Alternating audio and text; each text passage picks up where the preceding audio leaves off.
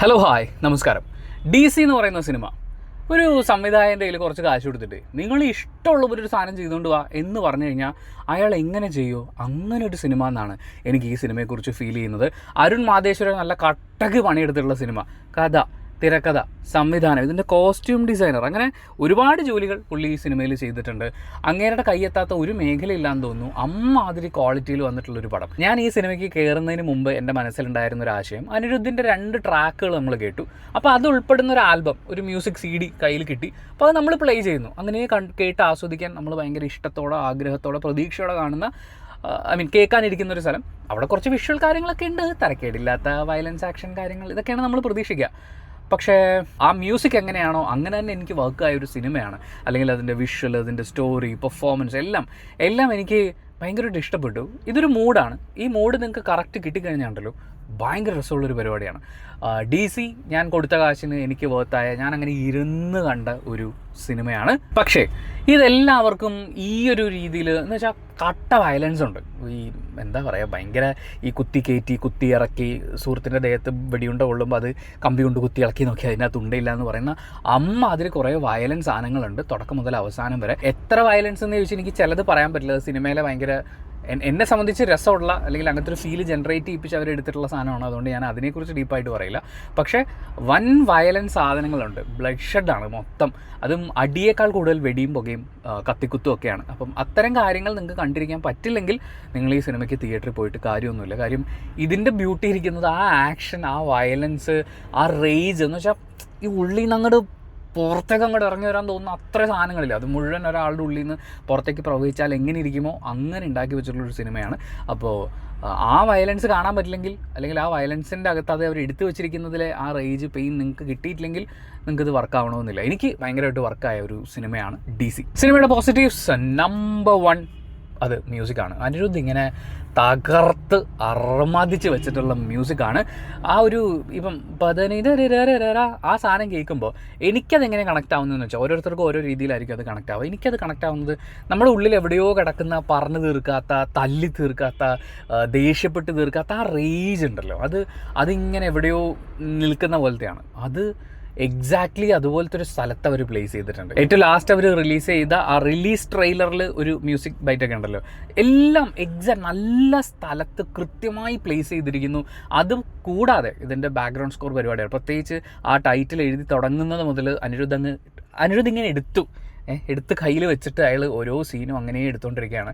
നമുക്കെല്ലാം, എന്നെ സംബന്ധിച്ച് ഇതിനകത്ത് എല്ലാ മ്യൂസിക് ബിറ്റും ഭയങ്കര ഇഷ്ടപ്പെട്ടു.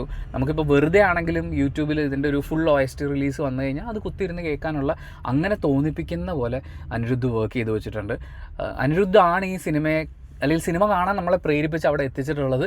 അങ്ങേര് തന്ന വാക്ക് അങ്ങേര് കൃത്യമായിട്ട് പാലിക്കുന്നുണ്ട്. പിന്നെ പറയേണ്ട വിഷ്വൽസ് ആണ്. മ്യൂസിക് എങ്ങനെയാണോ അങ്ങനെയാണ് വിഷ്വൽ എന്നാണ് എനിക്ക് തോന്നിയത്. സംഭവം ഇത് പറഞ്ഞു വരുമ്പോഴേ ആക്ച്വലി പോസിറ്റീവ്സിൽ പെടുന്ന ഒന്ന് തന്നെയാണ്. ഇതിൻ്റെ കഥ എന്താണെന്നുള്ളത് ഒന്നുമില്ലടോ, ഒരു ബേസ് ലെവലിൽ നമ്മൾ ഈ കൊട്ടേഷൻ ഏറ്റെടുക്കുന്ന പോലത്തെ, അങ്ങനത്തെ കൊട്ടേഷൻ അല്ല, അവർ ചെയ്യുന്ന വേറെ കുറച്ച് കാര്യങ്ങളാണ്.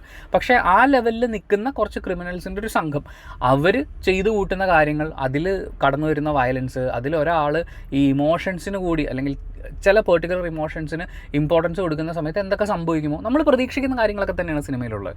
പക്ഷേ അത് ഭയങ്കര ഇമോഷണലി കണക്റ്റ് ആവുന്ന രീതിയിൽ അവതരിപ്പിക്കുകയും അതിനെ ഏറ്റവും കൂടുതൽ ഹെൽപ്പ് ചെയ്യുന്ന രീതിയിൽ പ്ലാൻ ചെയ്ത് സെറ്റ് ചെയ്ത് വെച്ചിരിക്കുന്ന വിഷ്വൽസാണ് ഭയങ്കര സ്റ്റൈലായിട്ട് എനിക്ക് തോന്നിയത്. അതായത് തമിഴിൽ നമ്മൾ ഈ അടുത്ത കാലത്ത് കണ്ടിട്ടുള്ള, ഒരു പക്ഷേ മലയാളത്തിൽ നമ്മൾ ഈ അടുത്ത കാലത്ത് കണ്ടിട്ടുള്ള പല വിഷ്വൽസിനെയും വെച്ച് നോക്കുമ്പോൾ ക്യാമറ ആംഗിൾസ്, അവർ ഓരോ സീനും കാണിക്കുന്നത്, എവിടെയൊക്കെയാണ് ഈ ക്യാമറ വരുന്നതെന്നൊക്കെയുള്ള അങ്ങനത്തെ കുറേ കാര്യങ്ങളുണ്ടല്ലോ. അങ്ങനെ വിഷ്വലി ഭയങ്കര രസമായിട്ട് അവർ അതിൻ്റെ ക്യാമറ സൈഡ് പിടിച്ചിട്ടുണ്ട്. കളറിങ് ഗംഭീരമായിട്ടുണ്ട്.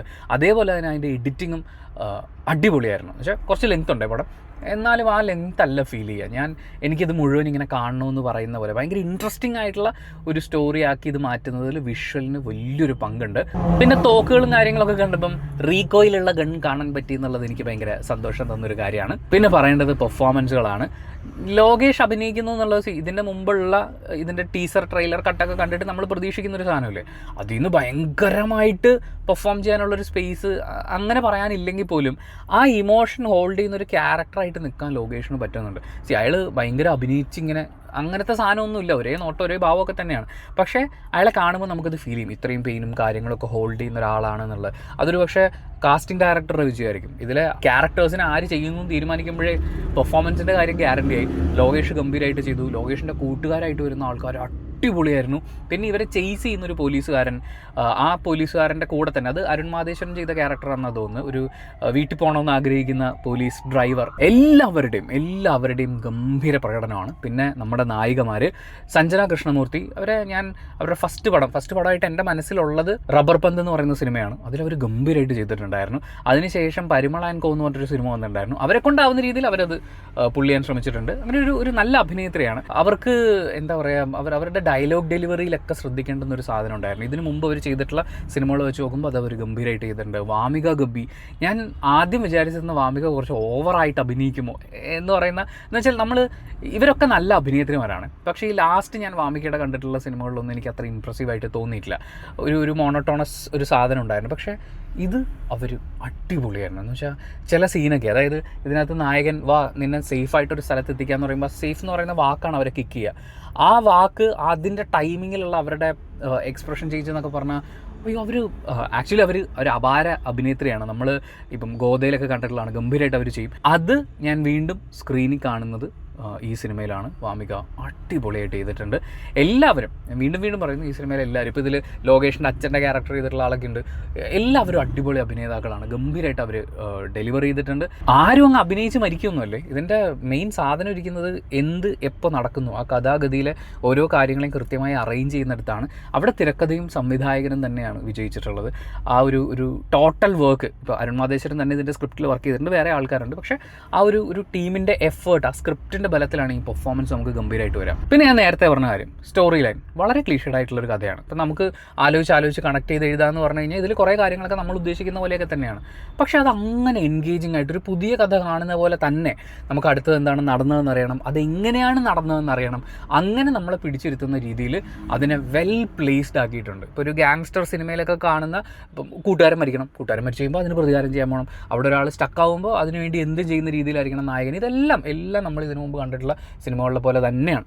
പക്ഷേ അത് നമുക്ക് വീണ്ടും കാണാൻ തോന്നും. നമുക്ക് ഭയങ്കര എന്താ പറയുക, ഒരു എൻഗേജിങ് ഒരു ഫീൽ ഉണ്ടാവും. അതിനൊരു പ്രധാന കാരണം ഇമോഷണൽ കണക്റ്റാണ്. ഇതിൻ്റെ അകത്ത് ഓരോ ഇമോഷൻസും പ്രോപ്പറായിട്ട് ഓരോ ക്യാരക്ടേഴ്സും കടന്നു പോകുന്ന മാനസികാവസ്ഥ എന്താണ്, അവരുടെ പാസ്റ്റ് എന്തായിരുന്നു, ഇപ്പോൾ അവർ അനുഭവിക്കുന്ന പെയിൻ എന്താണ്. ഇതിനകത്ത് മാഡ്നസ് മീറ്റ്സ് മാഡ്നസ്, ഇങ്ങനെയാണ് ഇൻ്റർവെൽ സമയത്ത് എഴുതി കാണിക്കുന്നത്.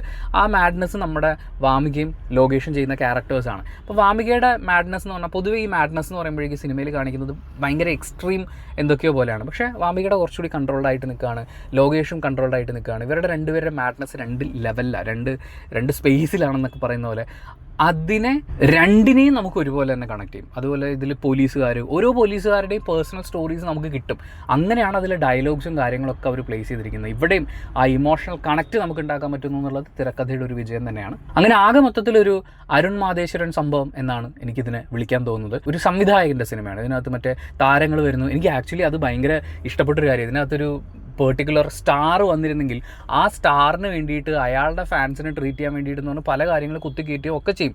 നമുക്ക് ഇപ്പോൾ പല സൂപ്പർ സ്റ്റാർസിൻ്റെയും സിനിമകൾ നമുക്ക് ഇഷ്ടമാകുമ്പോഴും അതിനകത്ത് അവരുടെ ഫാൻസിന് വേണ്ടി ചെയ്യുന്ന ചില കാര്യങ്ങളെങ്കിലും നമുക്ക് യോജിക്കാതെ വരുമല്ലോ. ഇവിടെ ആ സംവിധായകൻ ഒരു പണി പണിത് വെച്ചിട്ടുണ്ട്. അയാളുടെ അറ്റ്മോസ്റ്റ് കോൺഫിഡൻസിൽ അയാൾ ചെയ്തിട്ടുണ്ട്. അത് കാണാനും ഉണ്ട്, അടിപൊളിയായിട്ടുണ്ട്.